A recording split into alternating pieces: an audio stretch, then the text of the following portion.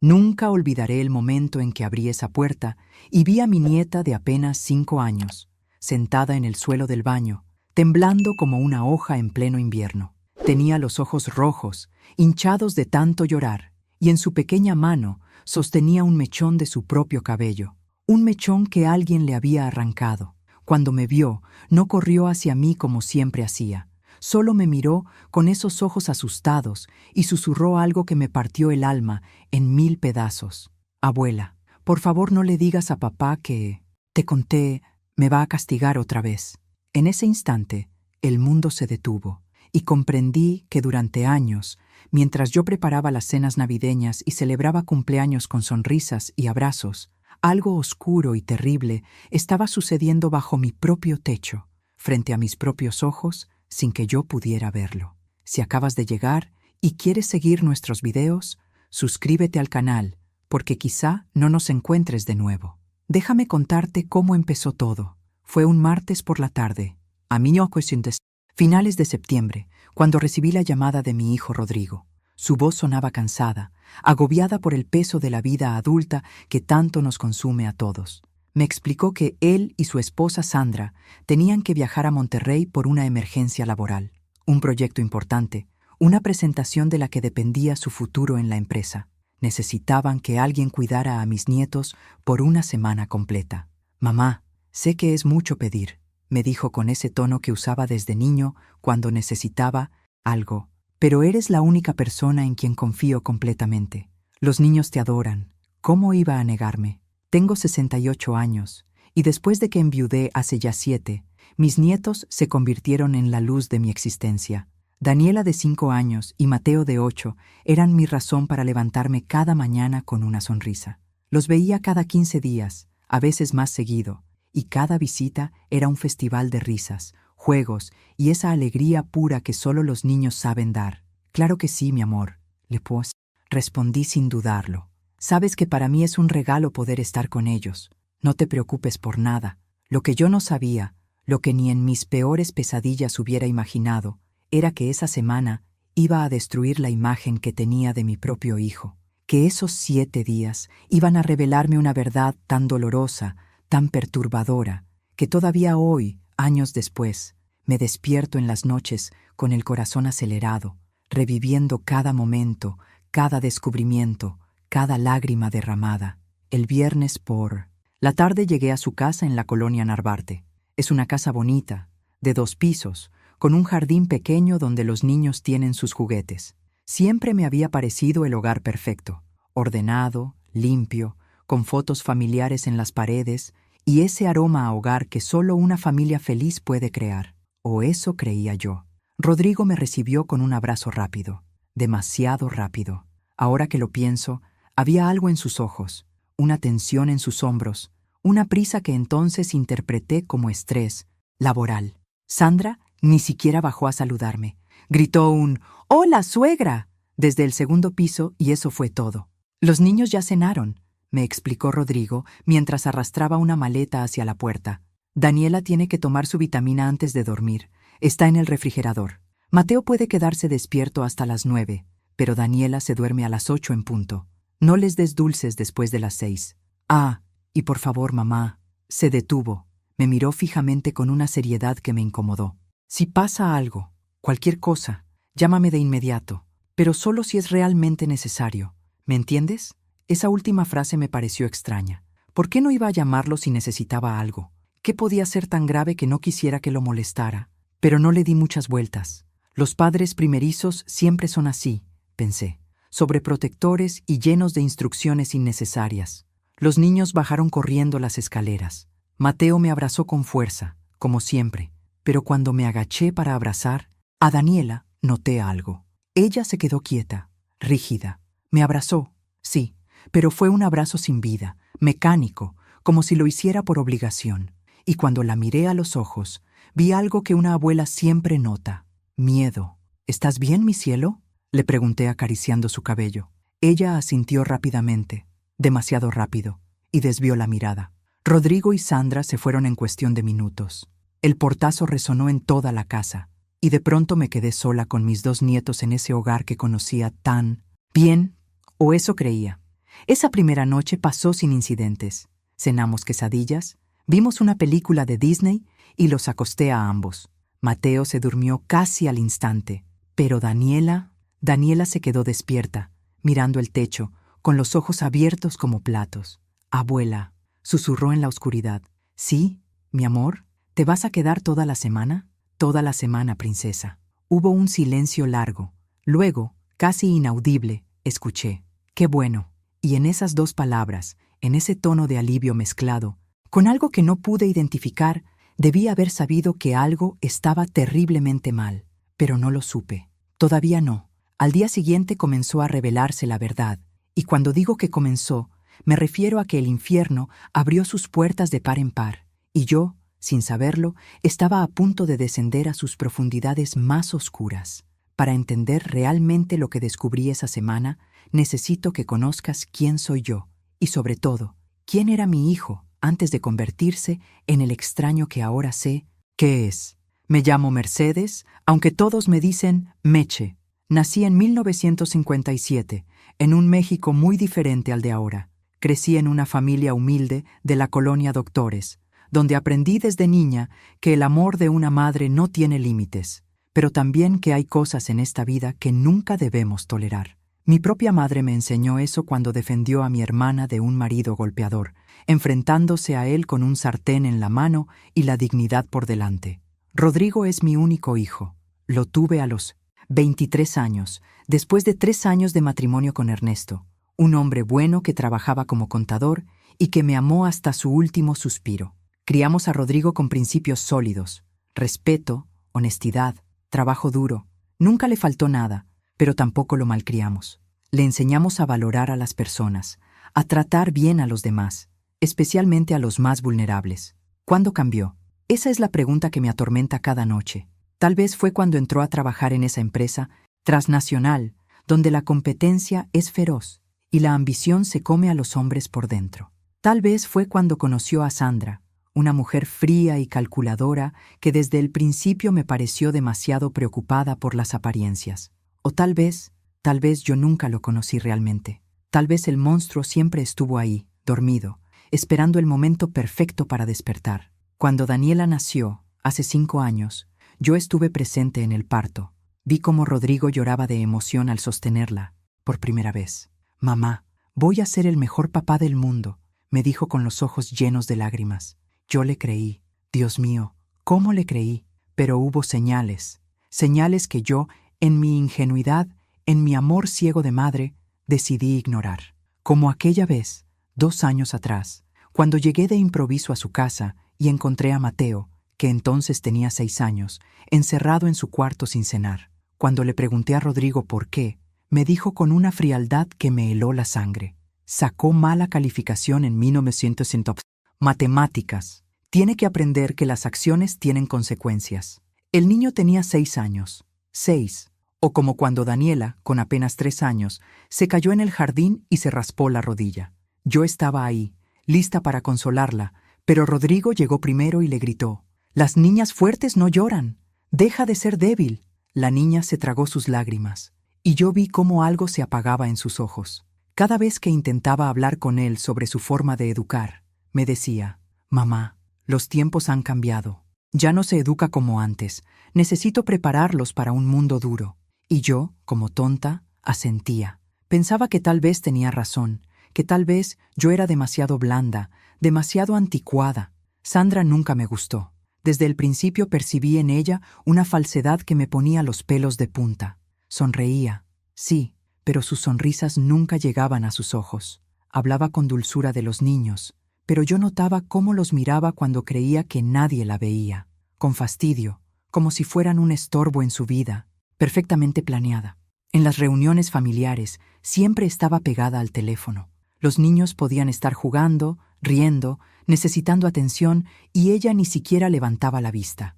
Una vez, Daniela se acercó a ella con un dibujo que había hecho, emocionada por mostrárselo. Sandra apenas lo miró y dijo: «Muy bonito, amor, pero mamá está ocupada». El dibujo era de las dos, tomadas de la mano. La niña lo guardó en silencio y nunca más volvió a mostrarle sus dibujos. Esa primera noche que pasé sola con ellos, Después de que Rodrigo y Sandra se fueron, algo extraño sucedió. Eran casi las 10 de la noche cuando escuché pasos en el pasillo. Me levanté y encontré a Mateo frente al refrigerador, sacando comida con desesperación. «Mateo, mi amor, ¿tienes hambre?», le pregunté sorprendida. «Tu papá dijo que ya habían cenado». El niño se quedó paralizado, con un pedazo de pollo en la mano y los ojos llenos de culpa. «Abuela, por favor no le digas a papá», me suplicó con voz temblorosa. Es que yo sí tenía hambre, pero papá dice que ya estoy muy gordo y que tengo que comer menos». Se me partió el corazón. Mateo no estaba gordo. Era un niño normal, saludable, con el cuerpo de un niño de 8 años, pero en sus ojos vi vergüenza, miedo y algo peor, la creencia de que no merecía comer cuando tenía hambre. «Mijo, ven acá», le dije abriendo los brazos. «En esta casa, mientras yo esté aquí, tú comes cuando tengas hambre. ¿Me oyes? Y no hay nada de malo en tu cuerpo. Eres perfecto, tal como eres». Esa noche Mateo cenó conmigo. Comió despacio, casi con culpa, mirando constantemente hacia la puerta, como si esperara que su padre apareciera en cualquier momento para castigarlo. Y mientras lo veía comer, mientras veía ese miedo grabado en un niño de 8 años, algo dentro de mí comenzó a despertar. Una alarma, un instinto, una voz que gritaba que algo estaba profundamente mal en esa casa. Al día siguiente, sábado por la mañana, decidí hacer el desayuno favorito de los niños: hot cakes con miel y fruta. Daniela bajó primero, todavía en pijama, con su cabello despeinado y esa carita que me derretía el corazón. «Buenos días, princesa», le dije con una sonrisa. Ella no respondió, solo se sentó en la mesa y esperó, con las manos sobre el regazo, la mirada baja, como una soldadito esperando órdenes. «¿No me vas a dar los buenos días?», insistí, acercándome a ella. «Buenos días, abuela», respondió mecánicamente, sin mirarme. Le serví los hot cakes, pero ella no comió. Se quedó mirando el plato con una expresión extraña, casi de miedo. «¿No te gustan, mi amor? Antes te encantaban». Es que su voz era apenas un susurro. «Papá dice que las niñas bonitas no comen mucho, que si como mucho me voy a poner fea y nadie me va a querer». Sentí como si me hubieran dado un puñetazo en el estómago. Esa niña tenía 5 años. 5, y ya estaba preocupada por su peso, por ser bonita, por ser querida. «Daniela, mírame», le dije tomando su carita entre mis manos. «Tú eres hermosa, y vas a ser hermosa siempre, comas lo que comas. Y yo te voy a querer siempre, ¿me oyes? Siempre». Sus ojos se llenaron de lágrimas, pero las contuvo. Apretó los labios con fuerza, como si llorar fuera un crimen imperdonable. Ese fin de semana comencé a notar más cosas. Cosas pequeñas que, juntas, pintaban un cuadro aterrador. Los niños no hacían ruido al jugar. Se movían por la casa como fantasmas, cuidando cada paso, cada palabra. Cuando reían, se tapaban la boca inmediatamente, como si la alegría fuera algo prohibido. En sus cuartos no había desorden. Todo estaba perfectamente alineado, organizado con una precisión militar que ningún niño de esa edad mantiene por voluntad propia. Mateo tenía una lista de reglas pegada en su escritorio. Leí algunas. No hablar en la mesa a menos que papá pregunte algo. No dejar juguetes fuera de lugar. No llorar nunca. Los hombres no lloran. No pedir comida entre comidas. No molestar a papá cuando está trabajando. No despertar a mamá los fines de semana. Había 27 reglas. 27 reglas para un niño de 8 años. El domingo por la tarde, mientras los niños veían televisión, decidí explorar un poco la casa.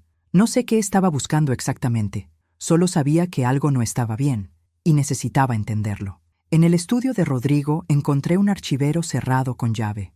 En su habitación, debajo de la cama, había una caja de zapatos llena de fotografías. Las saqué con curiosidad, esperando encontrar recuerdos familiares, bonitos. Lo que encontré me heló la sangre. Eran fotografías de los niños, pero no eran fotografías normales. En todas, los niños estaban siendo castigados. Mateo parado en una esquina con los brazos en alto, con lágrimas en el rostro. Daniela arrodillada frente a una pared. Ambos con carteles colgados al cuello que decían cosas como «Soy desobediente» o «No merezco jugar». ¿Quién toma fotografías de sus hijos siendo castigados? ¿Qué clase de padre documenta el sufrimiento de sus propios hijos? Mis manos temblaban mientras guardaba las fotos de vuelta. El corazón me latía tan fuerte que pensé que iba a desmayarme, pero sabía que no podía mostrar mi horror frente a los niños. Todavía no. Necesitaba más información. Necesitaba entender la magnitud de lo que estaba sucediendo. Esa noche, después de acostar a Mateo, fui al cuarto de Daniela para arroparla. Ella estaba despierta, mirando el techo con esos ojos enormes que parecían contener secretos demasiado pesados para una niña tan pequeña. Me senté en su cama y le acaricié el cabello suavemente. «Daniela, mi cielo, ¿puedo preguntarte algo?» Ella asintió, sin mirarme. «¿Eres feliz, mi amor?» El silencio que siguió fue ensordecedor. Luego, con una voz tan pequeña que apenas la escuché, dijo: «Abuela, ¿qué es ser feliz?» Y en ese momento, mientras miraba a mi nieta de 5 años preguntándome qué significaba la felicidad, supe con absoluta certeza que lo que estaba a punto de descubrir iba a cambiar nuestras vidas para siempre. El lunes por la mañana llegó con esa luz gris que anuncia tormenta. Desperté temprano, como siempre, con el peso de lo que había visto el día anterior aplastándome el pecho. Las fotografías, esas malditas fotografías que no podía sacar de mi mente. Preparé el desayuno para los niños tratando de actuar con normalidad, aunque por dentro sentía que me estaba desmoronando. Mateo bajó primero, ya vestido con su uniforme escolar, el cabello perfectamente peinado, la mochila ordenada. Parecía un niño modelo, pero yo ya sabía que esa perfección no era natural, sino impuesta por el miedo. «Buenos días, mijo», le dije con la sonrisa más genuina que pude fabricar. «¿Dormiste bien?» «Sí, abuela», respondió automáticamente, sentándose en su lugar habitual. Daniela apareció minutos después. Sandra la había dejado lista antes de irse al trabajo. Vestido planchado, coletas perfectas, zapatos brillantes. Una muñequita de porcelana sin alma.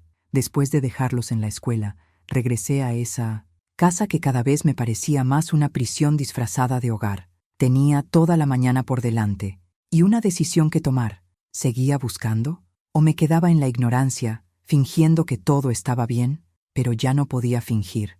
No después de lo que había visto. No después de escuchar a Daniela preguntarme qué era ser feliz. Comencé por el estudio de Rodrigo. El archivero seguía cerrado, pero yo había criado a ese niño. Sabía cómo pensaba.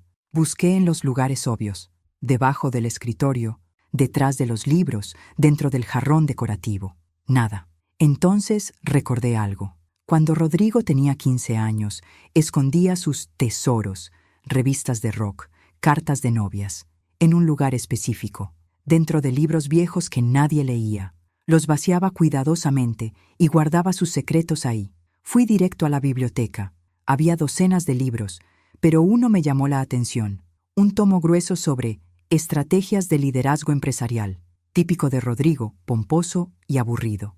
Lo saqué del estante y lo abrí.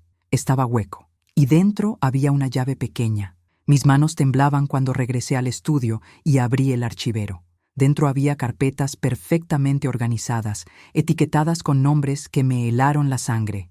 Disciplina, Mateo, correcciones, Daniela, protocolo familiar, registro de incidentes. Saqué la primera carpeta. Disciplina, Mateo.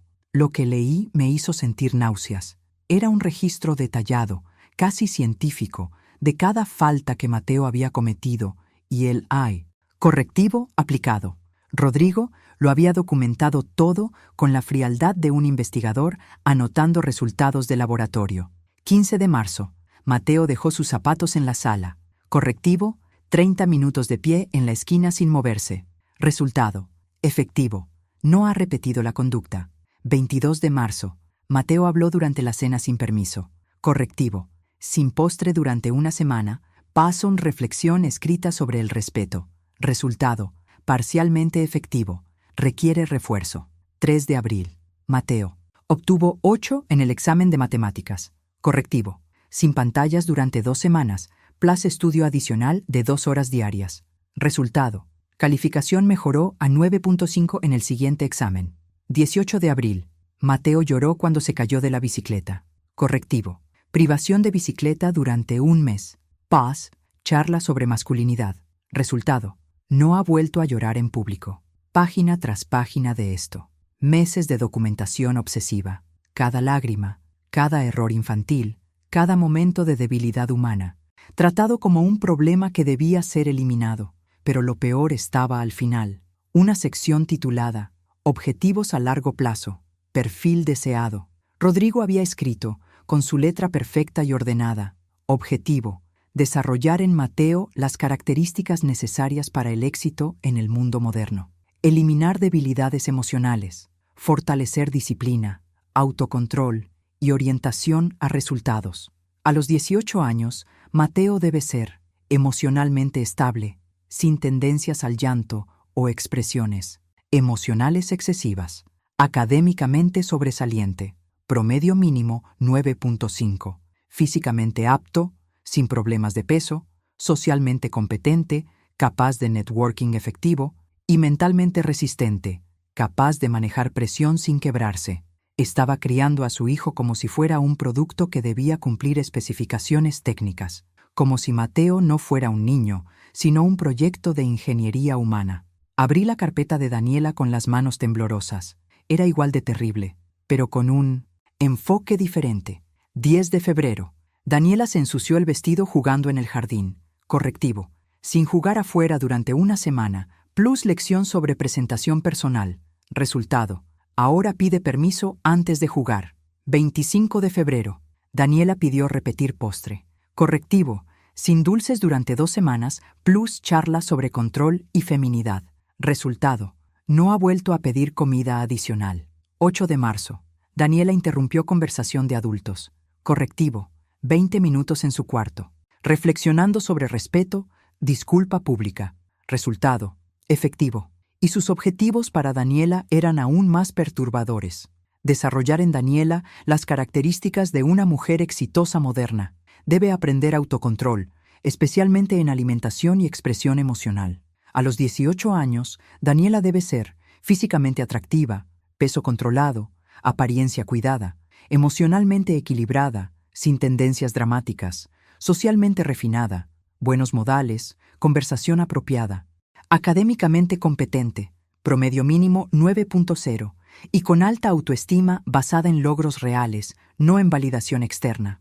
Estaba destruyendo a esa niña, implantando en una criatura de 5 años obsesiones sobre su peso, su apariencia, su valor como persona, convirtiéndola en una muñeca programada para cumplir con estándares imposibles. Cerré las carpetas sintiéndome físicamente enferma. Necesitaba aire, necesitaba salir de ese estudio que olía a locura disfrazada de disciplina. Pero había más. Carpetas. Una decía protocolo familiar y otra, Sandra, acuerdos. No quería seguir leyendo, pero tenía que hacerlo. El protocolo familiar era un documento de 20 páginas que establecía las reglas de la casa. No eran sugerencias, eran leyes, escritas con lenguaje legal, como si fuera un contrato corporativo. Había secciones sobre horarios, despertar, comidas, estudio, juego regulado, dormir, comportamiento en la mesa, quién habla, cuándo, sobre qué temas, gestión emocional. Las expresiones emocionales excesivas no son productivas ni apropiadas. Consecuencias escalonadas por diferentes tipos de faltas. Sistema de puntos, donde los niños podían ganar privilegios con buen comportamiento. Era demencial. Era tratar a una familia como si fuera una empresa, con KPIs y métricas de desempeño. Pero la carpeta de Sandra fue la que finalmente me hizo comprender la magnitud completa del horror. Era su acuerdo matrimonial, no un acuerdo legal, sino un documento privado entre ellos, donde establecían sus roles y responsabilidades. Sandra había firmado cada página. Sandra se compromete a mantener su peso dentro del rango saludable, 55-60 kilos, y su apariencia física acorde a los estándares profesionales. Sandra será responsable de la educación inicial de los niños en temas de presentación y modales. Sandra respetará los horarios de trabajo de Rodrigo y no lo interrumpirá durante sus horas productivas. Los desacuerdos sobre la crianza de los niños serán discutidos en 1100 privado. Sandra apoyará públicamente todas las decisiones de Rodrigo respecto a la disciplina, página tras página de esto. Sandra había vendido su alma, su autonomía, su maternidad. Se había convertido en una empleada en su propio matrimonio. Y al final, una cláusula que me dejó helada. En caso de divorcio, la custodia de los niños será de Rodrigo. Sandra renuncia a disputar esto legalmente. Evidencia de su incapacidad para la crianza adecuada será documentada continuamente. Eso explicaba todo. Sandra no era simplemente fría o desinteresada. Estaba atrapada. Rodrigo había construido una jaula perfecta donde ella no podía protestar, no podía defender a sus hijos, no podía hacer nada excepto obedecer, porque si se rebelaba, perdería a sus hijos. Me senté en el suelo del estudio, rodeada de esas carpetas del infierno, y por primera vez en años lloré. Lloré por Mateo, por Daniela, incluso por Sandra. Lloré por el hijo que creí tener y que en realidad nunca existió. Lloré por mí. Fracaso como madre, porque ¿cómo no vi esto antes? ¿Cómo no lo previne? Pero el llanto duró solo unos minutos, porque no había tiempo para lágrimas. Había trabajo que hacer. Fotografié cada página de esas carpetas con mi celular, cada documento, cada registro, cada palabra enfermiza. No sabía aún qué iba a hacer con esa información, pero sabía que la necesitaría. Cuando terminé, guardé todo exactamente como lo había encontrado. Cerré el archivero. Devolví la llave a su escondite. Borré mis huellas. Eran las 2 de la tarde cuando finalmente salí de ese estudio. Tenía 3 horas antes de recoger a los niños de la escuela. 3 horas para decidir mi siguiente movimiento. Me preparé un café cargado y me senté en la sala, tratando de procesar todo. ¿A quién podía acudir? ¿La policía? No había nada técnicamente ilegal en esas carpetas. Rodrigo no golpeaba a sus hijos. No los abusaba físicamente. Era mucho más sutil, mucho más perverso. Abuso psicológico, sí, pero ¿cómo probarlo? ¿Cómo hacer que alguien entendiera que criar a tus hijos con disciplina excesiva era una forma de destrucción? Entonces recordé el teléfono de Rodrigo. Él siempre lo dejaba en su mesita de noche cuando dormía. Y yo sabía su patrón de desbloqueo porque lo había visto marcarlo cientos de veces. 1957, mi año de nacimiento. ¡Qué ironía! Usaba el año en que nací para proteger sus secretos, sin saber que yo sería quien los descubriría. Esa noche, después de acostar a los niños, esperé. Rodrigo y Sandra habían llamado temprano. Llegarían el viernes como planeado. Todavía tenía 4 días. A la medianoche, cuando estaba segura de que los niños dormían profundamente, fui al cuarto principal. El teléfono de Rodrigo estaba ahí, conectado al cargador, brillando tenuemente en la oscuridad. Lo tomé con manos temblorosas y marqué el patrón. 1957. Se desbloqueó. Y lo que encontré en ese teléfono fue peor, mucho peor, que todo lo que había descubierto hasta ese momento. El teléfono de Rodrigo se iluminó en mis manos como una ventana al infierno. Lo primero que revisé fueron sus mensajes. Había grupos de WhatsApp con nombres corporativos aburridos, conversaciones con clientes, correos de trabajo, todo normal en la superficie. Pero entonces encontré una carpeta oculta en su galería de fotos. Estaba protegida con contraseña. Probé varias combinaciones. La fecha de nacimiento de Mateo. No. La de Daniela. No. Su aniversario de bodas. No. Entonces, casi por instinto, probé algo diferente. 2019. El año en que nació Mateo, su primer hijo, su proyecto perfecto. La carpeta se abrió. Había cientos de videos, cientos. Con las manos temblando, abrí el primero. Estaba fechado 3 meses atrás. Era Mateo, parado en la esquina del comedor. El video duraba 30 minutos completos. 30 minutos de un niño de 8 años inmóvil, con las manos detrás de la espalda, mirando la pared. La cámara estaba fija, como si Rodrigo hubiera colocado el teléfono en algún soporte para grabar. Y durante todo el video, Rodrigo hablaba fuera de cuadro. Su voz era calmada, casi pedagógica, pero las palabras eran veneno puro. ¿Entiendes por qué estás ahí, Mateo? Porque dejaste tu mochila en el suelo, porque no tienes disciplina. ¿Sabes qué les pasa a los niños sin disciplina? Se convierten en adultos fracasados. ¿Quieres ser un fracasado, Mateo? Y la voz pequeña de mi nieto, quebrada. No, papá. No te escucho, Mateo. Habla más fuerte. No, papá. Mejor. Ahora, cuando termine tu castigo, vas a escribir 100 veces. Yo soy responsable de mis cosas. Y no vas a comer hasta que termines. ¿Entendido? Sí, papá. Cerré el video sintiendo que me ahogaba, pero había más, decenas más. Abrí otro. Este era de Daniela. Estaba sentada en su cama, llorando silenciosamente, mientras Rodrigo la filmaba. Las niñas que lloran son débiles, Daniela. ¿Eres débil? No, papi. Su voz era apenas un susurro. Entonces deja de llorar. Ahora, las lágrimas no resuelven nada. Solo demuestran que no puedes controlarte. Y si no puedes controlarte a los 5 años, ¿qué va a pasar cuando crezcas? Nadie va a respetar a una mujer que no se controla. Daniela se mordía el labio, tratando desesperadamente de detener las lágrimas, pero su cuerpecito temblaba con el esfuerzo de contener el llanto. Todavía estás llorando, Daniela. Vamos a quedarnos aquí hasta que aprendas a controlarte. El video duraba 40 minutos. 40 minutos de tortura psicológica a una niña de 5 años cuyo único crimen había sido llorar porque se cayó jugando. Revisé más videos. Había un patrón.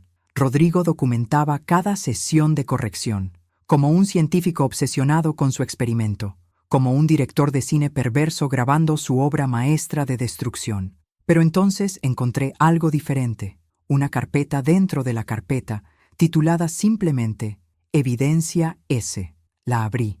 Eran videos de Sandra. El primero mostraba a Sandra en el baño, llorando frente al espejo.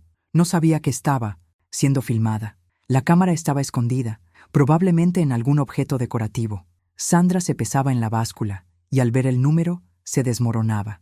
58 kilos, murmuraba para sí misma. 2 kilos más, 2 malditos kilos más. Y entonces comenzaba a llorar, golpeándose los muslos con los puños cerrados. Gorda, gorda, gorda. Otro video mostraba a Sandra comiendo a escondidas en la cocina, a las 2 de la madrugada. Tomaba comida del refrigerador con desesperación, casi como una adicta buscando su dosis. Y después de comer, se quedaba ahí, parada, con la mano en la boca, con una expresión de horror y culpa que me rompió el corazón. Había más. Sandra llorando en su auto antes de entrar a la casa. Sandra ensayando frente al espejo lo que iba a decir en alguna conversación difícil con Rodrigo. Sandra tomando pastillas, antidepresivos, ansiolíticos, directamente del frasco, sin siquiera contarlas. Rodrigo la había estado vigilando, documentando cada momento de debilidad, recolectando evidencia de su inestabilidad emocional para usarla en su contra si ella alguna vez intentaba dejarlo o luchar por sus hijos. Era monstruoso, era calculado, era el comportamiento de un psicópata con título universitario y traje caro, pero aún había más. Encontré una aplicación de notas. Dentro había documentos extensos. Los abrí. El primero se titulaba Proyecto Familiar, Marco Teórico. Rodrigo había escrito, con la formalidad de un paper académico, su filosofía completa sobre la crianza. La familia moderna ha fracasado porque se basa en sentimentalismo y no en resultados. Los niños son criados con amor, pero sin estructura, resultando en adultos emocionalmente frágiles e incompetentes. Mi enfoque se basa en principios de gestión empresarial aplicados al núcleo familiar. Cada miembro tiene roles claros, objetivos medibles y consecuencias por bajo desempeño. La emoción es el enemigo de la excelencia. El afecto debe ser condicional, basado en logros, no en mera existencia. Solo así se crean seres humanos verdaderamente exitosos. Seguía y seguía. Páginas de justificación pseudocientífica para su crueldad. Citaba estudios, mal interpretados, sobre disciplina, referencias a libros de autoayuda corporativa, menciones a crianza de alto desempeño, como si los niños fueran empleados de una startup, y entonces encontré el documento más perturbador de todos. Se titulaba Caso de estudio, mi propia infancia y su corrección. Rodrigo había escrito sobre mí, sobre cómo yo lo había criado. Mi madre me crió con exceso de afecto y permisividad. Me abrazaba cuando lloraba en lugar de enseñarme a controlar mis emociones. Me consolaba cuando fracasaba en lugar de exigirme mejorar. Me dijo que me amaba incondicionalmente, lo cual es un error pedagógico fundamental. Como resultado, crecí siendo emocionalmente dependiente y con tendencias a la debilidad. Me tomó años de autodisciplina y trabajo personal corregir los errores de su crianza. No, cometeré los mismos errores con mis hijos. Me llamaba permisiva.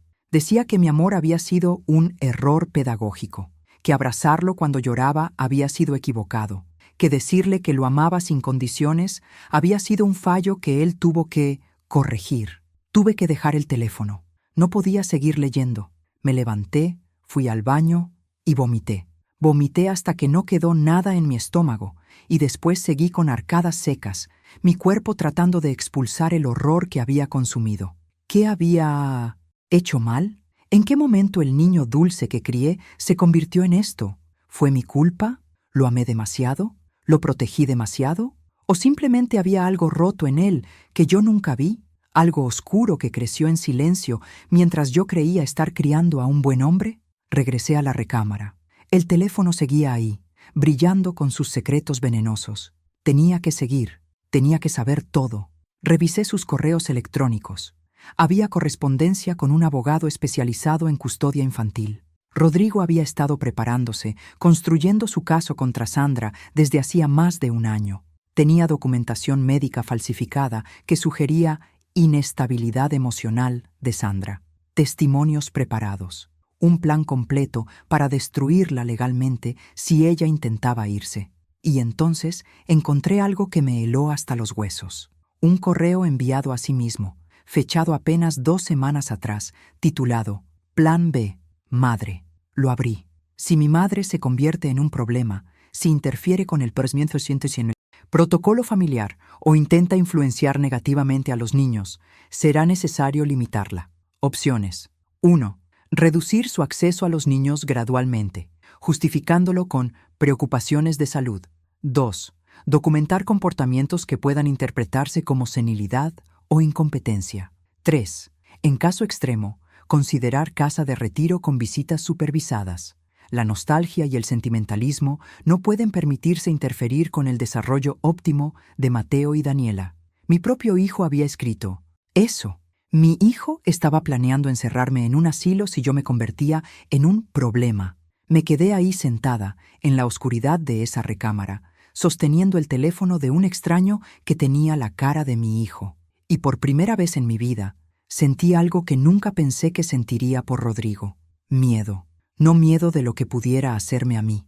Eso ya no importaba.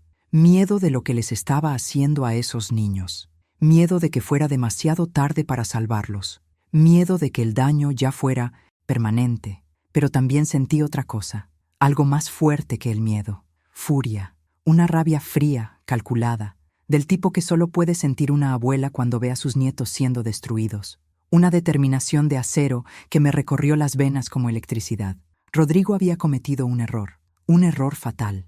Me había subestimado. Pensaba que yo era solo una vieja sentimental, fácil de manipular o descartar. No sabía que esa vieja sentimental había criado sola a un hijo, había trabajado dobles, turnos durante años, había sobrevivido a un matrimonio abusivo con su padre. Había salido adelante cuando todos dijeron que no podría. No sabía con quién se estaba metiendo. Pasé el resto de la noche transfiriendo todo del teléfono de Rodrigo al mío. Cada video, cada documento, cada correo. Lo guardé todo en la nube, en 3 cuentas diferentes. Hice copias de respaldo en una memoria USB que compré el día anterior. Documenté todo, y mientras trabajaba, metódicamente, en silencio, en la oscuridad, de esa casa que olía a perfección falsa y sufrimiento oculto, hice un plan. Rodrigo regresaría el viernes. Eso me daba 3 días más. 3 días para construir un caso. 3 días para encontrar ayuda. 3 días para salvar a mis nietos. Cuando terminé, eran las 5 de la mañana. Devolví el teléfono de Rodrigo exactamente donde estaba, conectado al cargador, sin dejar rastro de que había sido tocado.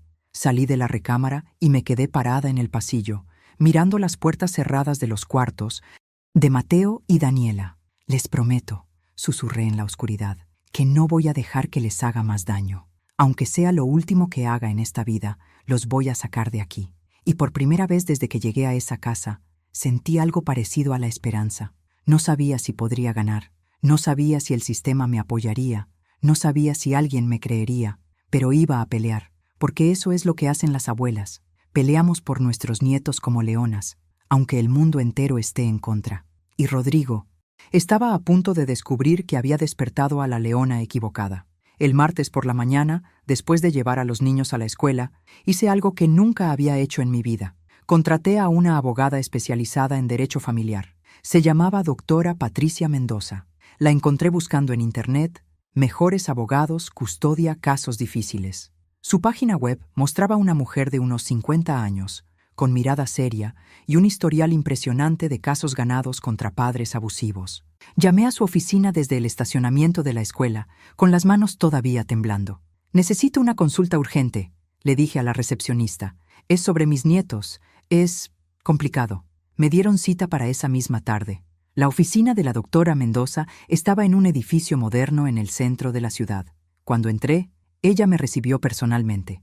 Era más imponente en persona que en las fotos, con ese tipo de presencia que te hace sentir que estás en buenas manos. «Señora Ramírez», me saludó, estrechando mi mano con firmeza. «Cuénteme qué está pasando». Me senté frente a su escritorio y por primera vez desde que llegué a casa de Rodrigo, dejé salir todo. Le conté sobre los niños robots, sobre las reglas absurdas, sobre Sandra desaparecida, sobre los videos en el teléfono de mi hijo. Hablé durante casi una hora. Ella tomaba notas, hacía preguntas precisas, nunca me interrumpió excepto para clarificar detalles. Cuando terminé, me sentía vacía, como si hubiera vomitado años de dolor en esa oficina con olor a café y madera pulida. La doctora Mendoza dejó su pluma sobre el escritorio y me miró directamente a los ojos. «Señora Ramírez, lo que me está describiendo es abuso psicológico sistemático. Es una forma de maltrato infantil que, desafortunadamente, es difícil de probar en corte porque no deja marcas físicas visibles». Mi corazón se hundió. «¿Entonces no hay nada que podamos hacer?» No dije eso. Se inclinó hacia adelante. «Dije que es difícil, no imposible. Usted tiene evidencia, videos, documentos, testimonios escritos del propio perpetrador. Eso es más de lo que tenemos en la mayoría de estos casos. Pero necesito que entienda algo importante. Esto va a ser una batalla. Su hijo tiene recursos, tiene una imagen pública impecable y el sistema tiende a favorecer a los padres biológicos, especialmente a los padres que parecen exitosos y estables. ¿Y Sandra, la madre?» La doctora Mendoza suspiró. «Necesitamos encontrarla. Si ella está dispuesta a testificar, eso fortalece enormemente el caso. Pero basándome en lo que me cuenta, es probable que esté aterrorizada. Su hijo la ha estado controlando y manipulando durante años. Es posible que ella sienta que no tiene opciones. ¿Qué sugiere que haga? Primero, necesito que me transfiera toda la evidencia que tiene. Voy a hacer copias certificadas. Segundo, vamos a necesitar evaluaciones psicológicas de los niños realizadas por profesionales. Tercero, tenemos que encontrar a Sandra y convencerla de que hay una salida. Y cuarto, hizo una pausa, midiendo sus palabras. Necesita prepararse para que esto se ponga feo. Cuando su hijo descubra lo que está haciendo, va a contraatacar. Y basándome en lo que me ha contado sobre su personalidad, va a contraatacar con todo. «No me importa», dije. Y lo dije en serio. «Puede destruir mi vida si quiere, pero no voy a dejar que siga destruyendo a esos niños». La doctora Mendoza sonrió por primera vez. No era una sonrisa alegre, era una sonrisa de guerrera reconociendo a otra guerrera. «Entonces vamos a pelear, pero necesito que siga actuando normal hasta que tengamos todo preparado. Su hijo no puede sospechar nada. Si él siente que está en peligro, puede tomar medidas preventivas. Puede mover a los niños, puede manipular evidencia, puede iniciar acciones legales contra usted primero. Necesitamos el elemento sorpresa». Asentí. «¿Cuánto tiempo tenemos?» «Su hijo regresa el viernes, ¿correcto? Eso nos da 2 días más. No es mucho, pero trabajaré rápido. Mientras tanto, documente todo, cada interacción con los niños, cada cosa extraña que encuentre en esa casa, y busque a Sandra. Ella es la clave». Salí de esa oficina sintiéndome simultáneamente esperanzada y aterrorizada. Tenía una aliada, alguien que me creía, alguien que sabía cómo pelear, pero también tenía una fecha límite, el viernes. Menos de 72 horas. Esa tarde, después de recoger a los niños de la escuela, hice algo arriesgado. Mientras Mateo y Daniela hacían su tarea en la mesa del comedor, subí nuevamente a la recámara principal. Necesitaba encontrar alguna pista sobre dónde podría estar Sandra. Revisé su closet. Su ropa estaba ahí, perfectamente organizada, sus zapatos alineados como soldados. Pero cuando revisé más a fondo, noté que faltaban cosas. su cepillo de dientes, su cargador de celular, una maleta pequeña que había visto antes en la parte alta del closet. Sandra no había desaparecido, se había ido, había planeado irse. Busqué en los cajones de su buró, encontré recibos viejos, fotografías de los niños cuando eran bebés, cartas sin enviar. Y entonces, escondido en el fondo del último cajón, debajo de una pila de revistas, encontré algo, un cuaderno. Era un diario. Lo abrí con manos temblorosas. La letra de Sandra era pequeña, apretada, como si tuviera miedo de ocupar demasiado espacio, incluso en las páginas de su propio diario. La primera entrada estaba fechada 3 años atrás. Rodrigo dice que estoy engordando. Tiene razón. Me miré en el espejo hoy y me dio asco. ¿Cómo pude dejarme llegar a este punto? Mañana empiezo la dieta que él sugirió. Solo proteínas y vegetales. Nada de carbohidratos. Necesito ser mejor. Por él, por los niños, por mí. Pasé páginas. La letra se volvía más pequeña, más desesperada. Mateo lloró hoy porque Rodrigo lo castigó por sacar un 9 en lugar de un 10. Quise consolarlo, pero Rodrigo dice que eso lo hace débil. Dice que estoy saboteando su educación con mi sentimentalismo. Tal vez tiene razón. Tal vez soy demasiado blanda. Necesito confiar en él. Él estudió esto. Él sabe lo que hace. Más páginas, meses después. No puedo dormir. Cada vez que cierro los ojos, veo a Daniela parada en esa esquina, inmóvil, durante horas. Tiene 5 años. 5 años. Pero cuando le digo algo a Rodrigo, él me muestra estudios, artículos, me explica la psicología detrás de sus métodos. Y yo me siento estúpida, ignorante.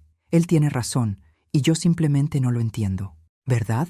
La desesperación crecía con cada entrada. Sandra se cuestionaba, se culpaba, se disculpaba con Rodrigo en las páginas de su diario por sus propios pensamientos de disidencia. Y entonces, hace 6 meses, algo cambió. Encontré un foro en Internet. Mujeres que han vivido lo que yo vivo. Tienen un nombre para esto. Abuso psicológico, control coercitivo, gaslighting. Leí sus historias y es como si estuvieran describiendo mi vida. No estoy loca. No estoy loca. Rodrigo me ha estado manipulando durante años. Y peor aún, está destruyendo a nuestros hijos. Necesito salir. Necesito sacarlos. Pero tengo miedo. Tanto miedo. Las últimas entradas eran planes. Sandra había estado investigando refugios para mujeres víctimas de violencia doméstica. Había contactado a una organización de ayuda. Había empezado a guardar dinero en secreto. La última entrada estaba fechada el domingo pasado, el día antes de que yo llegara. Mañana llega la madre de Rodrigo. Él va a estar fuera toda la semana. Esta es mi oportunidad. Voy a dejar a los niños con ella y voy a irme al refugio. Voy a buscar ayuda legal. Voy a construir un caso. Y voy a regresar por mis bebés. Lo juro por Dios que voy a regresar por ellos. Solo necesito tiempo para prepararme, para ser lo suficientemente fuerte para pelear contra él. Perdónenme, Mateo. Perdóname, Daniela. Mamá va a regresar. Mamá va a salvarlos. Cerré el diario con lágrimas corriendo por mis mejillas. Sandra no los había abandonado. Sandra estaba peleando. A su manera, con los recursos limitados que tenía, estaba tratando de salvarlos. Tomé fotos de las páginas más importantes del diario. Evidencia. Todo era evidencia. Cuando bajé, Mateo había terminado su tarea y estaba sentado en el sofá, con la mirada perdida en la nada. Daniela coloreaba en silencio, pero sus dibujos eran todos del mismo color, negro. Me senté junto a Mateo. ¿Puedo preguntarte algo, mi amor? Él me miró con esos ojos viejos en cara de niño. Sí, abuela. ¿Extrañas? ¿A tu mamá? Su labio inferior tembló. Por un momento pensé que iba a llorar, pero se controló, igual que le habían enseñado. Papá dice que mamá se fue porque somos malos hijos. Dice que si fuéramos mejores, ella se habría quedado. Sentí que algo se rompía dentro de mí. Mateo, mírame. Tomé su carita entre mis manos. Tu mamá no se fue porque sean malos hijos. Ustedes son perfectos. ¿Me oyes? Perfectos. Tu mamá los ama más que a nada en el mundo. Entonces, ¿por qué se fue? Porque a veces los adultos necesitamos ayuda.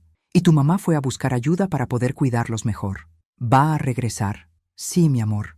Va a regresar. Te lo prometo. No sabía si era una promesa que podía cumplir, pero la hice de todas formas, porque esos niños necesitaban esperanza, necesitaban creer que alguien iba a salvarlos. Esa noche, después de acostar a los niños, llamé al número del refugio que había encontrado en el diario de Sandra. Una voz amable de mujer contestó. Centro de apoyo. Esperanza Nueva.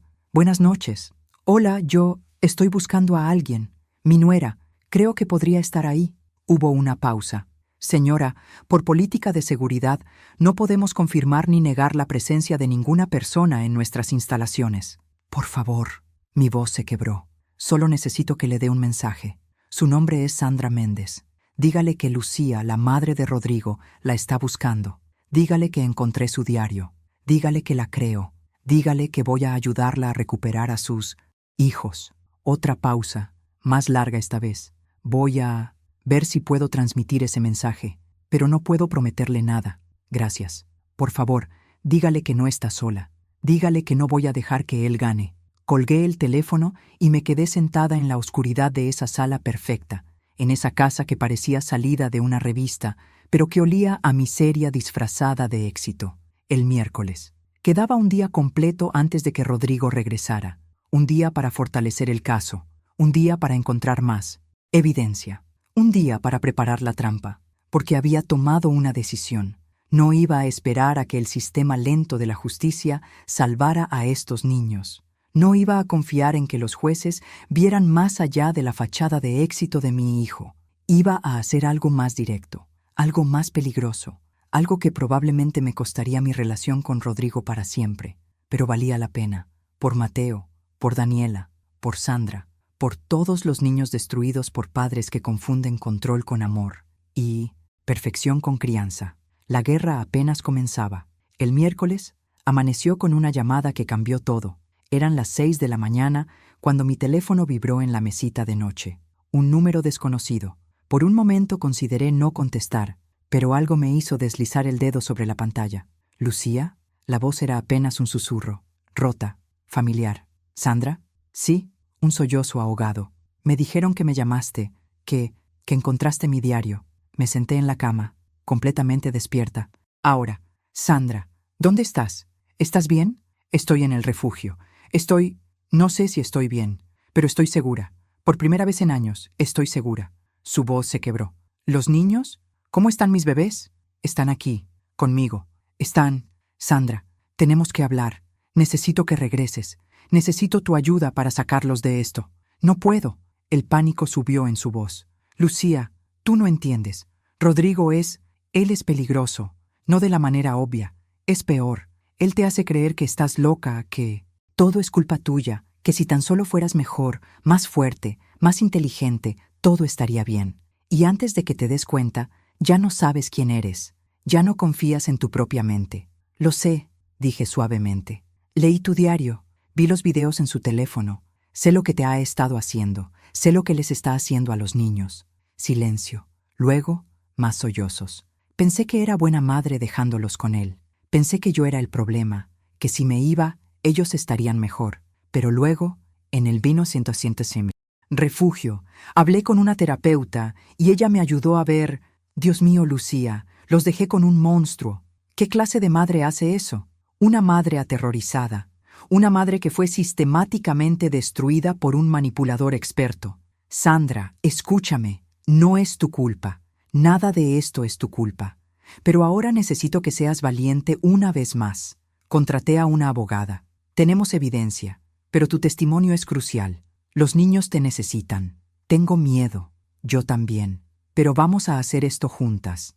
¿De acuerdo? Una pausa larga. Podía escucharla respirar, tratando de calmarse. ¿De verdad crees que podemos ganar? Rodrigo tiene dinero, tiene contactos, tiene esa imagen perfecta. ¿Quién nos va a creer? Ya tenemos a alguien que nos cree. La doctora Mendoza, la abogada. Y vamos a hacer que más gente nos crea. Pero Sandra, necesito preguntarte algo importante. ¿Estás dispuesta a testificar contra él? ¿Estás dispuesta a contar todo lo que viviste? Otro silencio, más largo. Cuando habló de nuevo, su voz sonaba diferente, más firme. Sí, por mis hijos, sí. Dime qué necesitas que haga. Pasamos la siguiente hora planeando. Sandra me contó detalles que no estaban en el diario. Cosas peores. Rodrigo controlaba cada aspecto de su vida. su ropa, su comida, sus amistades, su dinero.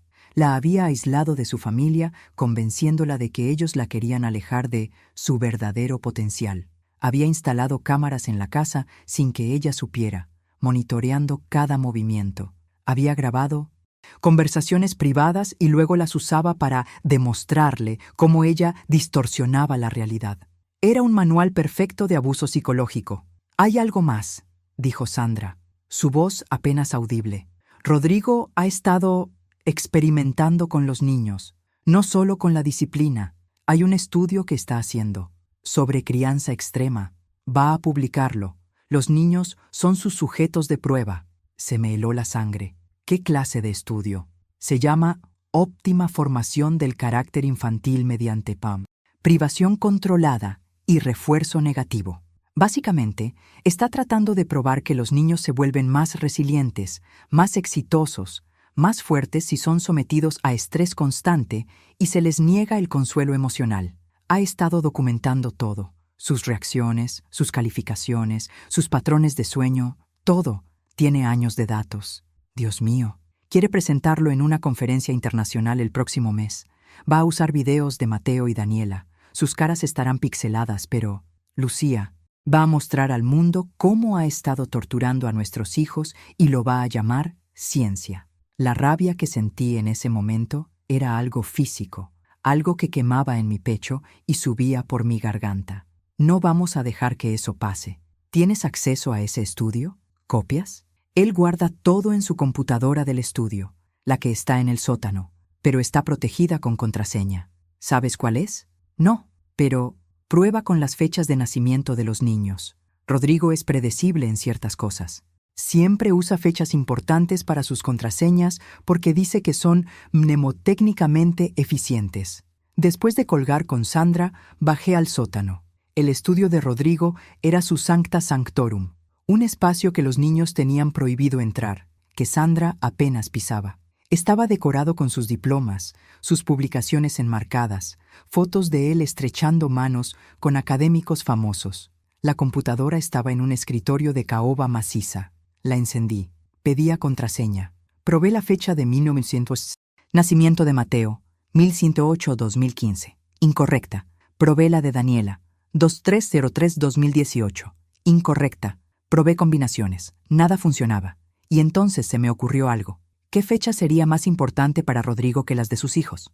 Probé su propia fecha de nacimiento, 07-1-1985. La computadora se desbloqueó, por supuesto. Para Rodrigo, él siempre sería más importante que nadie. Lo que encontré en esa computadora me quitó el aliento. Carpetas, docenas de carpetas, organizadas por fecha, por tipo de intervención, por resultados medidos, videos de los niños llorando, siendo castigados, siendo sometidos a lo que él llamaba ejercicios de resistencia emocional, documentos detallando cada experimento, cada variable controlada, cada hipótesis probada. Había convertido a sus propios hijos en ratas de laboratorio, pero lo peor, lo absolutamente más perturbador, era la carpeta titulada Publicación, borrador final. La abrí. Era su estudio completo. 120 páginas de pseudociencia, disfrazada de investigación legítima. Gráficas mostrando cómo los niños mejoraban bajo su sistema. Conclusiones declarando que su método era revolucionario y debería ser adoptado ampliamente. En la introducción había escrito: los niños modernos son débiles porque los padres modernos son débiles. La sociedad ha confundido amor con indulgencia, crianza con amistad. Este estudio demuestra que la verdadera compasión es preparar a los niños para un mundo cruel mediante exposición controlada a ese mundo. El sentimentalismo no tiene lugar en la formación de adultos funcionales. Quería vomitar. Conecté una memoria USB y empecé a copiar todo, cada archivo, cada video, cada documento. Esto no era solo evidencia. Esto era la pistola humeante. Estaba terminando de copiar el último archivo cuando escuché la puerta del garaje abrirse. El corazón se me detuvo. Rodrigo no debía regresar hasta el viernes. Era miércoles. Faltaban 2 días. Escuché su voz arriba. «Mamá, ¿estás aquí?» Mierda, mierda, mierda. Arranqué la memoria USB, apagué la computadora, Traté de dejar todo exactamente como lo había encontrado. Mis manos temblaban tanto que casi tiro una taza de café que estaba en el escritorio. «Mamá», subí las escaleras tratando de parecer casual. Rodrigo estaba en la sala, todavía con su maleta. Se veía cansado pero alerta. Sus ojos me escanearon inmediatamente. «Hola, hijo. No te esperaba hasta el viernes. Terminé mis reuniones antes de lo planeado. Decidí regresar temprano para supervisar el progreso de los niños». Me miró con más atención. «¿Qué estabas haciendo en el sótano?» «Buscaba el termostato. Daniela dijo que tenía frío anoche. El termostato está en el pasillo del segundo piso. Siempre ha estado ahí. Maldición». «Ah, sí, tienes razón. Qué tonta. Debe ser la edad». Rodrigo no sonrió. Nunca sonreía cuando detectaba una inconsistencia. «¿Dónde están los niños?» «En la escuela. Los llevo y recojo todos los días». «¿Cómo se han comportado?» «Bien, muy bien. Han seguido todas las reglas». «¿Todas?» «Todas». Me estudió en silencio. Podía ver su mente trabajando, evaluando, buscando señales de desobediencia o engaño. «Voy a revisar las cámaras», dijo finalmente. Se me congeló la sangre. «¿Las cámaras?» «Tengo cámaras de seguridad en toda la casa, mamá. ¿No te diste cuenta? Están discretamente colocadas, pero están ahí. Monitoreo todo desde mi teléfono cuando estoy fuera. Es por seguridad de los niños». «Por supuesto», logré decir. «Qué responsable de tu parte». «Sí». Me dio la espalda y empezó a subir las escaleras con su maleta.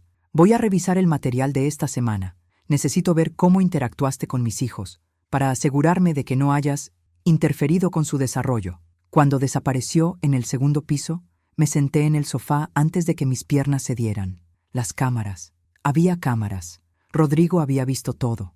Me había visto abrazar a los niños, dejarlos jugar, darles postres sin permiso, hablar con ellos sobre su madre. Me había visto entrar a su estudio. ¿Por qué no había dicho nada? ¿Por qué fingía que no sabía? Y entonces entendí. Esta era su táctica. Dejar que la gente se ahorcara sola. Observar. Recolectar evidencia. Esperar el momento perfecto para atacar. Rodrigo no había regresado temprano por coincidencia. Había regresado porque sabía exactamente lo que yo estaba haciendo. Y ahora yo estaba atrapada en su casa, con evidencia robada en mi bolsillo, y mi nieto y mi nieta a punto de salir de la escuela en 1900. 2 horas. Necesitaba salir. Necesitaba llamar a la doctora Mendoza. Necesitaba sacar a los niños de ahí. Pero Rodrigo estaba arriba, bloqueando la salida, viendo los videos de mi traición. La trampa se había cerrado, y yo había caminado directo hacia ella. Necesitaba pensar rápido. Subí a mi habitación tratando de parecer tranquila. Cerré la puerta y llamé a la doctora Mendoza. Contestó al segundo timbrado. «Lucía, ¿qué pasó?» «Rodrigo regresó antes de tiempo. Tiene cámaras por toda la casa. Me vio todo. Estoy atrapada aquí y los niños salen de la escuela en 2 horas. Escúchame con atención». Su voz era firme, profesional. «¿Conseguiste la evidencia?» «Sí. Está en una memoria USB en mi bolsillo». «Perfecto. Ahora vas a salir de esa casa. Vas a decirle a Rodrigo que necesitas ir a la farmacia por tu medicamento para la presión. Algo rutinario, creíble. Una vez afuera, vas directo a mi oficina. Yo me encargo del resto». «¿Y los niños?» «Voy a mandar a alguien de servicios sociales a recogerlos de la escuela. Tengo contactos. Confía en mí». Bajé las escaleras. Rodrigo estaba en la sala, su laptop abierta frente a él. Me miró cuando entré. «Necesito ir a la farmacia», dije, manteniendo mi voz estable. «Se me acabó mi medicamento para la presión». «¿Ahora?» «El doctor dice que no puedo saltarme ni una dosis. Tú sabes cómo es a mi edad». Rodrigo me estudió. Podía ver las ruedas girando en su cabeza, calculando probabilidades, buscando el engaño. «De acuerdo, pero regresa antes de que salgan los niños. Necesito hablar contigo sobre algunas inconsistencias que noté en las grabaciones». «Por supuesto, hijo». Tomé mi bolso y salí. Cada paso hacia mi coche sentía como caminar sobre vidrio. Esperaba que me detuviera, que me confrontara, que me quitara la memoria USB. Pero no lo hizo. Arranqué el coche y me alejé de esa casa, mirando por el espejo retrovisor hasta que desapareció de vista. Solo entonces me permití temblar. 1 año después, Mateo y Daniela vivían conmigo. Había obtenido la custodia temporal mientras se llevaba a cabo la investigación sobre Rodrigo. Sandra estaba en terapia intensiva, recuperándose lentamente del infierno psicológico que había vivido. Nos visitaba todos los fines de semana. Al principio, los niños se ponían tensos cuando llegaba, como si esperaran que de repente se convirtiera en la madre ausente y asustada que recordaban. Pero poco a poco, sesión tras sesión, abrazo tras abrazo, esa Sandra fue desapareciendo, y en su lugar emergió la mujer que había sido antes de Rodrigo, cariñosa, fuerte, presente. Rodrigo estaba en libertad bajo fianza, esperando el juicio. Lo veía en las noticias de vez en cuando, demacrado, con trajes caros pero ojos vacíos, defendiéndose de las acusaciones con su retórica académica. Sus colegas lo habían abandonado. La universidad había suspendido su plaza. Su estudio revolucionario había sido expuesto como lo que realmente era, tortura disfrazada de ciencia. Pero ya no me daba miedo. Su poder se había roto el día que esa evidencia llegó a manos correctas. Los niños estaban en terapia también. Mateo había dejado de tener esos ataques de pánico silenciosos. Daniela había vuelto a reír, un sonido que no había escuchado en meses y que ahora llenaba mi casa como música. Una noche, mientras los arropaba, Mateo me preguntó: «Abuela, ¿papá va a volver?» «No, mi amor, no va a volver». «¿Y eso está bien? ¿Está bien que yo no quiera que vuelva?» Lo abracé fuerte. «Está más que bien, está perfecto. Tú no le debes nada a alguien que te lastimó, sin importar quién sea». Lloró esa noche. Lloró por primera vez en años. Y yo lloré con él. 2 años después. El juicio había terminado. Rodrigo fue declarado culpable de abuso psicológico, negligencia infantil y conducta poco ética en investigación. Recibió 5 años de prisión y la prohibición permanente de ejercer como psicólogo. Cuando leyeron el veredicto, no sentí triunfo, solo un profundo cansancio y alivio. Sandra había recuperado la custodia completa de los niños. Habíamos vendido la casa de la colonia Narvarte, ese mausoleo de control y miedo, y nos habíamos mudado a un departamento pequeño pero luminoso en Coyoacán. Las paredes eran blancas y estaban llenas de dibujos de Daniela. Arcoíris, flores, familias sonrientes. Mateo estaba prosperando en la escuela. Se había unido al club de teatro y descubrió que tenía talento para actuar. «Me gusta ser otras personas», me confesó una vez. «Personas que no tienen miedo». Daniela había empezado a tomar clases de baile. Se movía con una libertad que me partía el corazón de pura felicidad. Sandra había encontrado trabajo en una librería. Decía que estar rodeada de historias la ayudaba a reescribir la suya propia. 5 años después, Mateo era un adolescente ahora, alto, sensible, con una inteligencia emocional que asombraba a sus maestros. Había decidido que quería estudiar psicología. «Quiero ayudar a otros niños», me dijo, «niños como yo, para que sepan que no están solos». Daniela, a sus 11 años, era una niña segura de sí misma, llena de sueños. Quería ser bailarina profesional.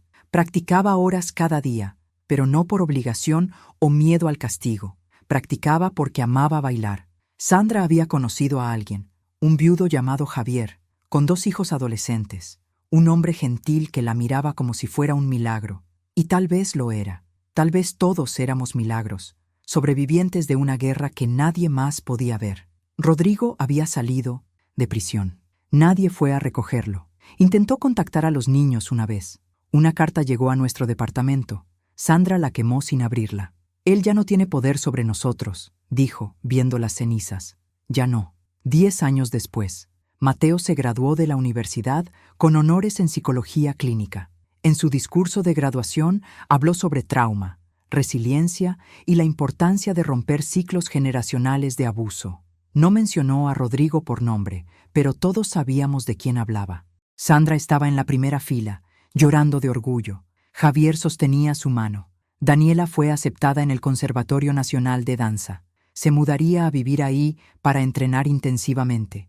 Estaba aterrada y emocionada a partes iguales. «¿Crees que pueda lograrlo, abuela?», me preguntó la noche antes de irse. «Mi amor, ya lograste lo más difícil. Sobreviviste.